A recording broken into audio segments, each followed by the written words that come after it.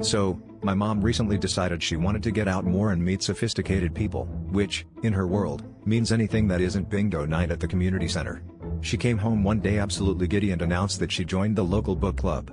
I thought, great. Finally, she'll stop trying to analyze the plot of Wheel of Fortune.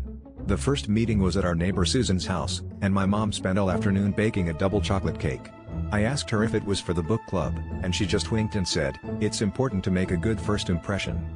Turns out, everyone else showed up with notes and highlighters, ready to dissect the subtle themes of Where the Crawdads Sing.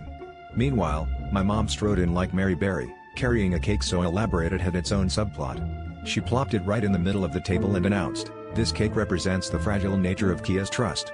The room went silent except for the sound of Susan's dog licking the icing off a chair leg. But, you know what? Nobody wanted to be rude, so they all took a slice and politely nodded every time my mom compared the frosting to emotional layering. The next month, she upped the ante with a carrot cake. The hidden nuts are the secrets the characters keep, and by the third meeting, people had started to expect her literary desserts. One lady even brought a pie in self-defense.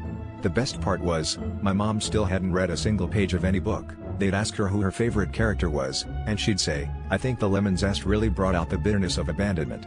Eventually, the club meetings became less about the books and more about what baked goods could be shoehorned into a metaphor. Susan started serving coffee in teacups labeled existential crisis.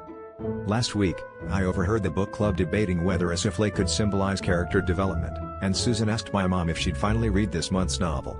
My mom just smiled, cut herself a generous slice of tiramisu, and said, "Well, I haven't read the book, but I've certainly mastered the art of dissertation."